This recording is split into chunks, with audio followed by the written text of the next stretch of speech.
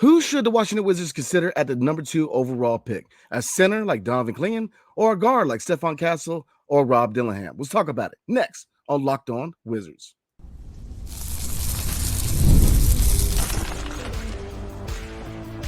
You are Locked On Wizards, your daily Washington Wizards podcast, part of the Locked On Podcast Network. Your team every day. What's up, everybody? It's your boy Brandon Scott again. I appreciate you guys making Locked On Wizards your first listen every single day. We are free and available wherever you get your podcasts and on YouTube. Part of the Locked On Podcast Network, your team every single day. Today's episode is brought to you by Gametime. Download the Gametime app, create an account, and use promo code Locked On NBA for $20 off your first purchase. Terms apply. And again, what are the best options at the number 2 overall pick for the Washington Wizards? Should we roll with a center like Donovan Clingan, or should we roll guard with Stefon Castle or Rob Dillingham? So we're going to dig deep in all three of them, look at the pros or cons and what they bring to the Washington Wizards and how they can contribute to the future of the Washington Wizards. So let's get into it, everybody. So we're going to start off with Donovan Clingan, the center out of the University of Connecticut. All right, so looking at Donovan Clingan, he is 7'2". Looking to be, they say that he can get in, grow up to 7'3", but right now 7'2", 280 pounds. So he's got the NBA body. I mean, 7'2", 280 pounds. He definitely has the body, the strength, the muscle to go in here and bang it in the paint with some of these bigger bigs in the NBA.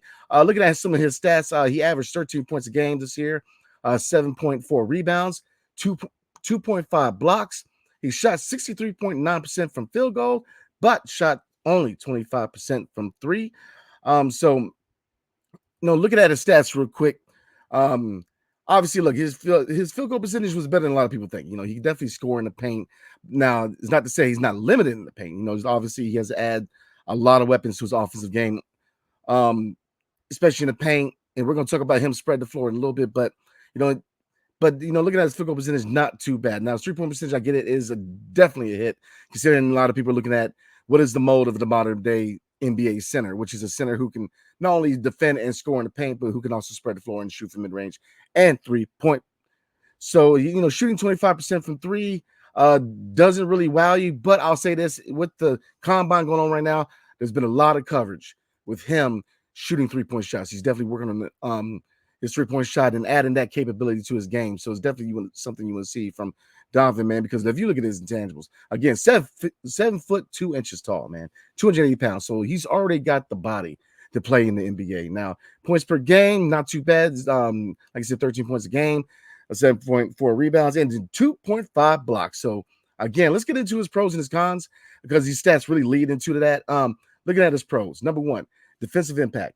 He is a lockdown center. He lockdowns the paint, and he will definitely change game plans for teams, man, because he's a guy who can definitely do a lot of work in defense in the paint, in my opinion. Now, people look at the national championship game with Zach Edey.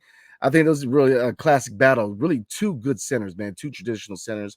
A lot of people saying, "Oh, well, Edey, he cooked him," but you ain't gonna win every matchup, man. So I think overall, from the sample size, Donovan Clingan showed that he can lock down the paint, man, which is something we desperately need in DC, because while Marvin Bagley III, when he was acquired from the Detroit Pistons, really helped us with the rebounding and the defense and scoring in the paint at 6'11", and we're gonna talk about it in future videos.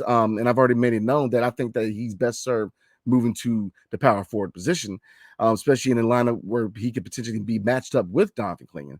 But Clingan fixes all the issues we have as far as the center position and the paint, which is rebounding, scoring in the paint, and paint defense. I mean, again, 7.4 rebounds, not too shabby, 2.5 blocks, and 13 points a game, which, if you look at the fact that he's very limited, most of those points are in the paint. So he definitely helps us in every one of those areas. Let's look at number 2. Rim protection. Again, we kind of already talked about it. And defensive impact. He's a rim protector. He will lock down the paint, which is something we need, because, yes, I've looked at a lot of people in as far as comments, and really got into Wizards Twitter, getting into ESPN and other networks, and really looking at the entry, and especially Locked On. Just definitely shout out to Locked On Podcast Network. But I've gone to all the experts to look at, what are some things that we need to look at in DC as far as making this team better.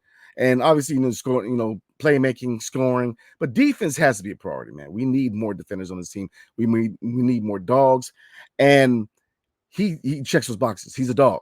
He's a guy who's going to lock down the paint. He's going to make it really hard for teams to score in the paint. And we need to add another defensive guy to Bilal and Denny. So I think that Donovan Clingan, man, he is definitely that rim protector that we've needed. Like I said, nothing against Marvin Bags, because I think Marvin Bags, especially for this year, we don't know what his long-term outlook is, even though I think that at his age, 24 years old, or I believe it's 24, 25 years old, he still fits the timeline. He could be a long-term piece, but we'll talk about that. And we talked about it a little bit. We'll talk about that a little bit in the future. But I think Marvin Bagley's definitely served at the power forward, especially if Kyle Kuzma is moved before the draft, during the draft, or at the deadline. I definitely think that Marvin Bagley III could move over to the power forward if indeed we do draft Donovan Clingan. All right, looking at the third pro that I saw, which is pick and roll capabilities, both on the offensive side and the defensive side. He's shown that he can definitely defend the pick and roll, and he can be a force with a point guard like Jordan Poole, or one of these young point guards we're about to talk about, as far as really, being that guy on the pick and roll to being a lob threat. Like I said, as far as finishing in the basket, he's definitely a lob threat. I think we all know that he could be a really good lob threat, and even, his 7'2" is definitely going to be a really good target to be able to catch lobs and finish with style. So, big fan of Donovan Clingan. He is my slight favorite right now. For that, the reason for that, and I ain't gonna get into it right now. Let's get into cons real quick, because if we're every pro, there is a con. All right, so looking at the cons, and I mean, it's pretty obvious shooting. Especially from 3-point and mid-range. Now, these are areas he's working on, and there's the areas that he wants to work on. And definitely, if he is drafted here in DC, I want to see the scouting and development, and especially the coaching staff really work with him on the shooting, because I think that he can develop into a modern-day big. Right now, yes, he's limited offensively, but he's shown the inclination to work on those parts of his game. And, I mean, he is pie at the center. I mean, he's very polished at this point. I mean, if you look at the prospects in his draft, he's one of the few prospects in his draft where, he could be closer to starting than most people, in my opinion. There's a few other people that, we're going to talk about, but, he's shown that he can win big games, looking at the NCAA tournament. He comes from good pedigree, comes from a good program like University of Connecticut. So he checks all boxes, in my opinion. I think he's a guy who can start right away. He can be a high impact player. And yes, while offensively he's limited right now, I think that if you look at other players on the roster who need to work on Denny showed that with proper work, with proper coaching, and with proper determination, you can definitely work your way into being a really good offensive player, because Denny, as we know, his MO was defense. And now then, he's still a really, really good defender, not at least level defender, but now he's an offensive threat. If you look at Bilal, you see the defensive potential, but, the offensive side needs work. And Clingan, to me, his defense far outweighs his lack of capabilities in his offense. His defense is an elite level defense. So he can come right into the league, right into Washington, and automatically from right out the gate be our starting center, and also be a rim protector that we desperately need, man, to help with this overall defensive issues we've had with this team the last 2 years. So, I mean, those are reasons. I mean, like I said, kind of reiterate on Donovan Clingan. I mean, his pros, he's the defensive stopper in the paint. And offensively, while I know a lot of people are kind of down on his offense, this was a developmental draft anyways. I mean, every player on the board has things they need to fix. Once we get into Stefon Castle and Rob Dillingham, they have areas they need to fix. And so, there's nobody in this draft who is a complete package. And to me, this is me personally, I know like there's a lot of opinions, and yeah, I love it, man, because this is one of those drafts where if you're someone like me who likes to talk sports, who likes to dialogue, this is a sexy draft, because everybody's got their favorite. Everybody has their pros and cons and what they're looking for, not only in a player, but what the system is and what they want here in DC. And I love it. I love it, man. You got a few of your nutballs and crazy folk, but overall, man, the sports talk about this draft has been fun, man. But Donovan Clingan, man, in my opinion, is probably one of the guys who are closer to being the finished product, in my opinion. Now, his offense needs work, but he's working on it. I mean, and you can't take too much from the combine, but he was hitting 3-point shots with ease. So, I mean, it's a different thing when somebody's in your face, when you're moving off the dribbling. There's other factors, and, I get that, and I agree. But I think that he's definitely going to eventually work into a modern-day center where he's going to spread the floor and at least be somewhat of a threat from three. I definitely want to see him more of a mid-range guy, work on his hook shot, work on post moves, counter moves, definitely work from the inside out, definitely be a better scorer and defender in the paint, and then work your capabilities on out. So as far as, priorities, definitely paint, offensive, defense, and mid-range. We'll get to the 3-point shot, but right now, definitely fine-tuning what you can do in the paint. But I like Donovan Clingan, man. I really do. And it's crazy because a week ago, there was a couple of posts where it showed that he could potentially go at 2, and I was like, that's crazy. But then when I really dug into it, like I said, I'm still going through my proper research, but I've gone through, if not 3/4 of the prospects in this draft. And I'm telling you, he's one of the few in this draft that they can contribute right out the gate, in my opinion. So Donovan Clingan is 7'2", 280 pounds. He's going to be able to match up with your biggest centers in the league, man. And like I said, there are things he needs to work on. But he is a little, people say he's slow. I mean, if you look at his footwork and the fact that you get back in defense, he's swift. I think that there's things he needs to work on, but I think he's better than a lot of people think he is. I think he can come in and be our starting center of the future, be our rim protector of the future, and definitely another piece adding to the young core of Deni Avdia, Bilal Coulibaly, and Corey Kispert, and Jordan Poole. And I'm going to throw Johnny Davis in there, man, because, I definitely want to see Johnny put in that work, man. But he's another piece that can be added to this young core, man. Because, I'm telling you, I like what Will Dawkins, Travis Schlenk, and Michael Winger are doing in the front office, man. So I have all the faith that they're going to be able to, and, with Brian Keefe and David Vanderpool, I have all the faith in the world that the front office is going to find the pieces to fit around these young guys. And Brian Keefe and David Vanderpool and the coach staff are going to be able to coach these guys up, including Donovan Clingan. So looking at guard, if we don't go center, do we go guard at the second overall pick? So we're going to look at Stefon Castle and Rob Dillingham, how and can they fit in DC. But before we do, tonight's episode is brought to you by BetterHelp. So I made it known to everybody that I'm a big catalyst to talking to somebody. I mean, I get it that for a long time in society, it was kind of a taboo to, talk to, counselors and talk to people. And, depending on the culture, a lot of people, talking to people, you bring your feelings out has always been taboo. But now things are changing. You get into, talking to people and bringing your feelings out is becoming the norm in society. And I think it should be, because you should be scared to talk to somebody. If you're thinking about starting therapy, give BetterHelp a try. I'm trying to tell y'all, man. It's entirely online, which is key. Designed to be convenient, flexible, and suited to your schedule, which is key, man, because that's always one of the bigger issues with people wanting to go into counseling is how does it suit to your schedule and your capabilities. So I think that's big. Just fill out a brief questionnaire to get matched up with a licensed therapist and switch therapists anytime for no additional charge. Again, that is a huge, huge point. So get it off your chest, everybody, with BetterHelp. Visit BetterHelp.com/LockedOnNBA today to get 10% off your first month. That's BetterHelp.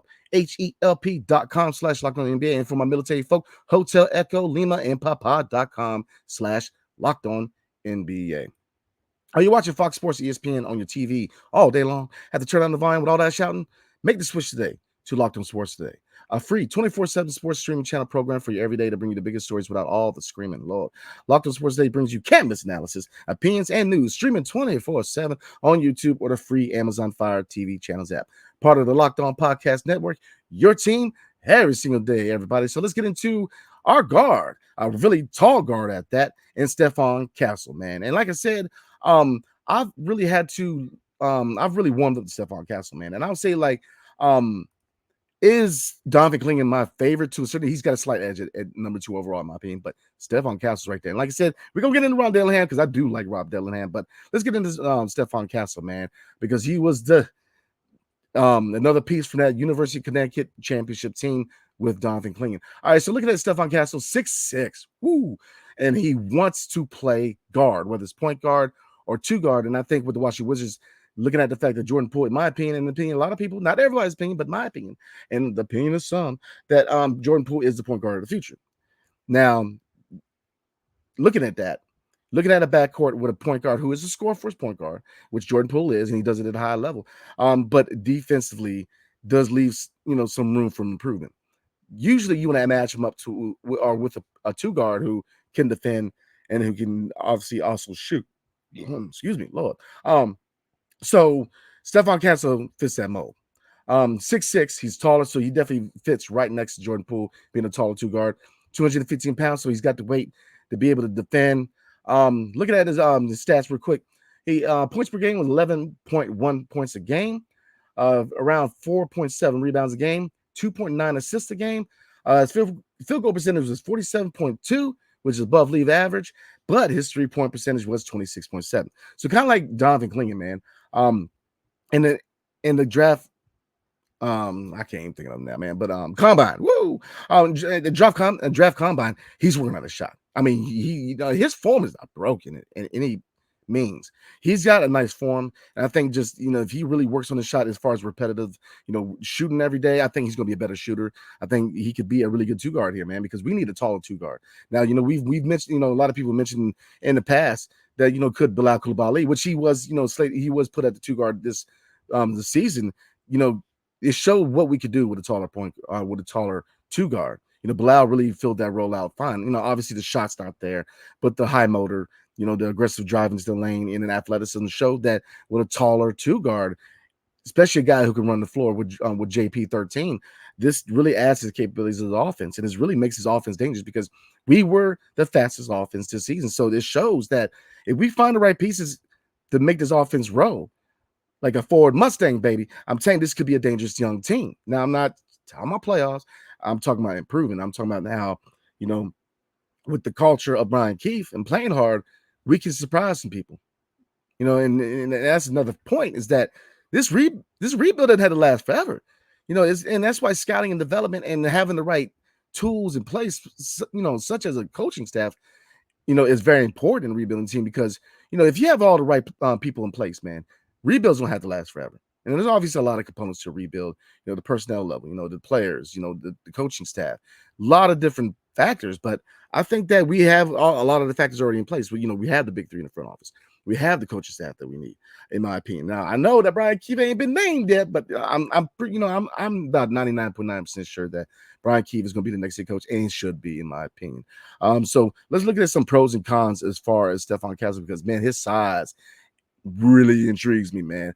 Number one, as far as pros, defense. He is a defender, man. He is an in-your-face dog defender. We need more dogs, man. In the words of my guy, my co-host, man, or former co-host, he's gonna be our co-host again. But E, man, the real Ed Oliver, man. We've said it for the last 2 years. We need more dogs in DC. We do.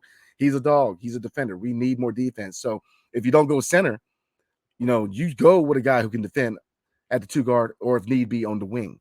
And if you look at the roster construction, man, as far as a start, potential starting five with Jordan Poole at the point, Stefon Castle at the two, and Bilal, and depending on what's going on with Kyle Kuzma, whether he's traded or not, you can slide Denny to the four.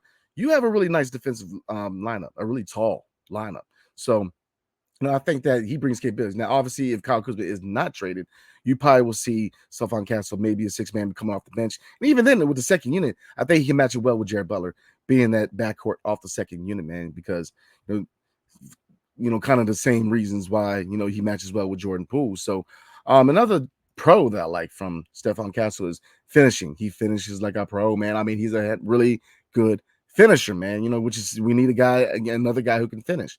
Corey Kispert is a really good finisher. Bilal and Denny are both getting better at finishing, and while they're not complete packages, they definitely are learning to finish, and especially a finish with dunking on folks. So definitely finishing with aggression and finishing through contact. So I mean, he finishes, man. I love he's a really good finisher. Number three, he's a playmaker. He's a guy who not only find his own shot, get himself involved, but get other people involved. Which like I said, he wants to play guard. So whether a lot of dominoes need to fall, but right now Jordan Poole's the guy at point guard. So, but you can't have enough guys who can play make, man. We need another playmaker. So, even if you want to kind of overlap and Jordan Poole's in bench at moments, and you still have Stefon running the point, you got a guy who can set other people up. So, with his size, man, he's going to be able to attack the basket. He's going to be able to be a big body to be an offensive weapon, in my opinion, man. And like I said, a three-point shot is still a work in progress, and which really leads to the only con,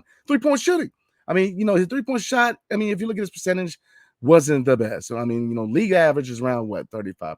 So he's definitely well underneath league average, man. But he's shown the work ethic. He's shown that he wants to improve. And like I said, looking at the draft combine, he's definitely working on the shots. Kind of like Donovan Clingan.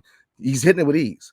But it's different than shooting with no defense at the combine as opposed to somebody in your face, hand in your face, close out. So I get all that, but I think that he will get better as a shooter, in my opinion. So, like I said, Donovan Clingan does get a slight edge, but Stefon Castle, man, I do like what I see from him, man. His size, his intangibles, I really think could be good here in DC, man. So definitely comment below. Let me know what you guys are thinking as far as Stefon Castle, because right now I think he's edging up there with Donovan Clingan as far as the number 2 pick, man, in my opinion. And I'm really intrigued by his size, man. We need a bigger guy, especially the 2 guard, depending on what we do in the future, because we have Bilal. But I think that adding him to Bilal and Denny as far as the start lineup, man, or potentially the start lineup, could be deadly as far as defense and offensive capability, in my opinion, especially if Bilal gets better on offensively and Denny takes the next step offensively. So we're going to get into the final guy tonight. Rob Dillingham, out of my favorite college program, the University of Kentucky.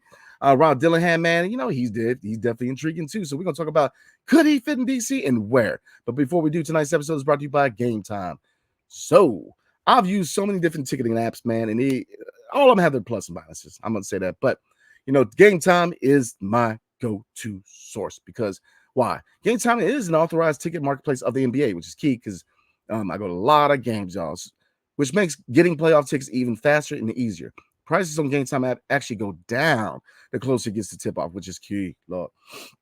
And with killer last-minute deals, all-in prices, views from your seat, and the lowest price guarantee, Gametime takes the guesswork out of buying NBA tickets. So the NBA playoffs are still going on. So if you want to make that trip to the closest city that is still in the playoff contention, man, Gametime is going to hook y'all up, man. I'm trying to tell y'all. So what other factors really make me choose Gametime over other apps? Easy.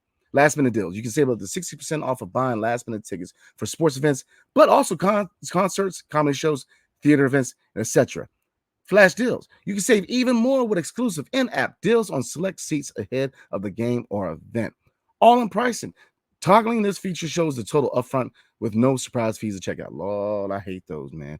And seat views. Get a panoramic view from your seat in the app before you buy, so you don't get some of the crazy tickets you get behind a beam at FedEx, man. So definitely utilize that. So look, take the guesswork out of buying NBA tickets with Gametime. Download the Gametime app, create an account, and use promo code LOCKEDONNBA for $20 off your first purchase.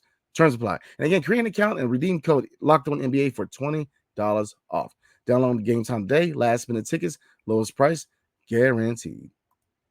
All right, everybody. Let's get into Rob Dillingham out of the University of Kentucky.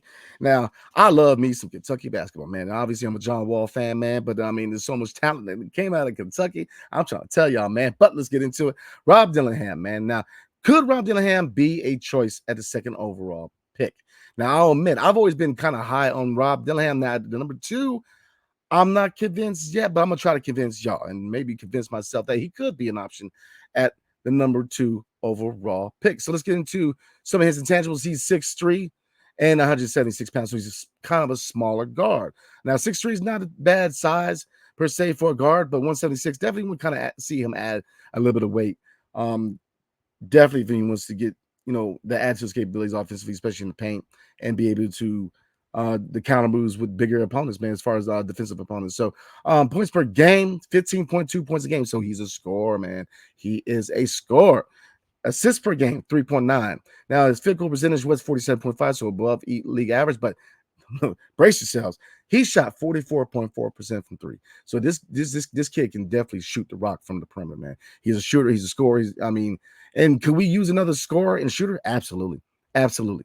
We could definitely use another guy like Rob Dillingham, man, because he is a very versatile guy who can score. Now, what are some pros I like from Rob Dillingham? Number 1, shot creation. He can create his own shot. He can definitely put the ball on the floor and can definitely find his own shot, which is big, man, because we don't have a lot of players who can do that right now. 3-point shooting, again, 44.4% from 3, so he can shoot the 3-point shot, which, again, we need another 3-point shooter, adding to other 3-point shooters like Jordan Poole, Corey Kispert, Kyle Kuzma. There's other names, but you can't have enough shooting, man, in my opinion. And number 3, playmaker. He's a guy who can not only put himself in the best position to, score, but he can find other ways to get people involved. He's a playmaker who, he can definitely get creative with the rock, man. So looking at, with every pro, there is a con. So what are the cons? Defense. He's not a good defender. And, looking at a team like the Wizards where we need more defenders, we need a better offensive identity or defensive identity. Sorry about that. We need a better defensive identity. We need, that is one thing that kind of, pushes me away from Rob Dillingham real quick. And I get it, man. His offense, can it overshadow his deficiency on defense? Absolutely. And not to say that, we need a guy who can shoot. We need a guy who can score. Especially look at the fact that, if you look at the sample size of Kentucky, as far as a starter being versus a second unit guy, didn't start a lot. So, you look at a guy in Rob Dillingham who could potentially be a role guy as opposed to a future starter, in my opinion. And, opinions differ. Like I said, I like Rob Dillingham. And here's the thing, man. Like, not everybody's going to be a daggone starter. I mean, Robert Horry has how many championship rings? I mean, it's okay being a role guy. I said it with Daniel Gafford, even though Daniel Gafford said, look, I can show you what you do with that opinion in Dallas, man, because he's starting and he's doing good, man. But, and going to Daniel Gafford's situation real quick, I said it, especially with Martin Bagley III, everything's about fit. Everything's about fit, the right system, the right environment, the right people around you, the right coaching staff. And, we have that in place here in DC. Now, where's the fit for Rob Dillingham? I would see him as a role guy in the second unit, in my opinion. It's a future six man. When, I think this team going forward is going to need a guy as a six man to be that electric scorer, the microwave scorer off the bench. And I think Rob Dillingham can be that guy. Now, it's not to say that he couldn't be a two guard for us, even though at 6'3", he could be a point, but he's more of a combo guard, so you can't play the 1 and the 2. But his defense, depending on who his backcourt mate is, potentially in DC, because if it's Jordan Poole, Rob Dillingham does not match up well with Jordan Poole as far as being in the same backcourt, because both of them have work to do on the defensive side. And while Jordan Poole is probably a better defender, even though he's not a good, the best defender, he's probably more polished defensively than Rob Dillingham is, my opinion. But you in the backcourt, you can't have, because we saw it, y'all. With a backcourt with Tyus Jones and Jordan Poole, where it's an undersized backcourt that can't defend. I mean, we were one of the worst backcourts in the NBA. But when we added one or the other at point guard with another component like Bilal Coulibaly, who can defend and who's got a little size to him, it was a good backcourt. So, Rob Dillingham, to me, better fits as a 6-man off the bench going forward. There's nothing wrong with that, man, because Lemon Pepper Lou will say, look, ain't too shabby, y'all. I'm just saying, though, Lou Williams, man, was a guy who was known as a 6-man, and he did it. I mean, he was a 6-man of the year award finalist almost every year he's in, because, and like I said, people put too much money into being the guy, being a starter. No, most sports, and not basketball above all, but all sports, it goes off of the right pieces in the right situation. Not everybody's going to be a starter. Not everybody's going to be a star. Out of everybody in the league, very small percentage of people are all-stars. Out of those all-stars, and the list goes on. How many of them, not everybody's going to be an all-star. Not everybody's going to be a starter. You need your role guys. And I think that Rob Dillingham can be that role guy. Not to say he couldn't start, but if he starts at the 1 or the 2, you got to find a counterpart who's going to be able to mask his deficiencies, in my opinion, because offensively, very polished. I love what I see from Rob Dillingham as far as his offensive output, but defensively, as far as his fit in DC, I get it. And, we're drafting for long-term fit, but we're the second year in a rebuild. So right now, the president is kind of the future to a certain degree too, because right now we're evaluating, and I think he's best served as 6-man, a microwave scorer off the bench, because his size and his lack of defensive ability, man, is the reason why I would not consider him as a starter. And there's a big reason why I'm not considering him at number 2, man.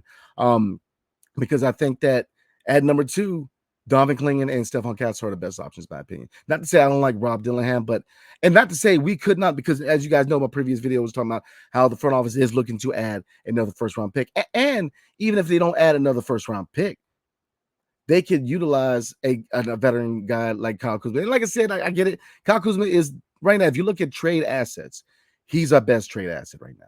So if you look at any future trade proposals for the Wizards, you're going to be looking at Kyle Kuzma. So any Kyle Kuzma fans that want to come knock me out, who else you going to look at? Jordan Poole, you can look at it maybe, but his age, his skill set, the fact that the front office does like Jordan Poole, especially long-term. I look at Kyle Kuzma that if indeed, and it's an if, because you don't necessarily need to move Kyle Kuzma. Like I said, he's done well here in DC as far as making himself into a complete player. He's added leadership to the locker room. He's setting roots in the community, man, and all good factors for a guy that wants to be here. But his contract is not only a team-friendly deal for us, it's a team-friendly deal for other teams. And, so we got to start a youth movement at some point. So, like I said, he's that guy I'm looking at. So if you want to get back into the lottery and package Kyle Kuzma with the 24th overall, oh Lord, look, look, we're already moving up in the draft, y'all. The 26th overall pick. I think you can move back into the lottery and maybe pick up Rob Dillingham, because I would still love Rob Dillingham on the Washington Wizards. I think he would be good here in DC. And I think that we should definitely try to move up back into the lottery and get him. But I want to get a center too, or Stefon Castle. So I think that if you have the opportunity to move back up and get Rob, you make that move, man, because you definitely need that type of skill set, especially on the second unit for the Washington Wizards. So, everybody, where am I leaning? I think you guys know I'm leaning Donovan Clingan. I think that he's the best. He's the safest best, Lord. The safest bet as far as the draft, man. He's the safest pick. I mean, he's a 7'2", could be 7'3", 280-pound defender who's got the body for the NBA, and he's polished defensively. He just needs to add his offensive game, and he's already shown that he can do that. But he does have a slight edge. But Stefon Castle, man, whoa. I'm telling you, man. And right now, it's not a definite that Atlanta goes Alex Sarr at number one. And I ain't trying to get y'all happy now because Alex Sarr is definitely slated to be the number one. But, he could fall, and that could change the plans for the Wizards, man. But right now, all arrows are pointing towards Sarr being the guy in Atlanta, and he should be. I think Atlanta should definitely pick Sarr because he's definitely going to be a nice piece of the team if they want to continue what they're doing or part of a future rebuild. But I'm really split, y'all. I'm split on Donovan Clingan and Stefon Castle, but Rob Dillingham should definitely be considered to be an addition to this team, just not at number 2. So, again, appreciate you guys this week. Again, going forward, we're going to be doing a lot of draft stuff. We're going to get closer to the free agency. And when we get the news for the official hiring of head coach, which I think is going to be Brian Keefe, look, this is going to be your first source for news for Brian Keefe. Sit here and celebrate or cry, depending on how you feel about Brian Keefe. But so I will see you guys tomorrow. Hail to the Wizards and peace. See you guys next time.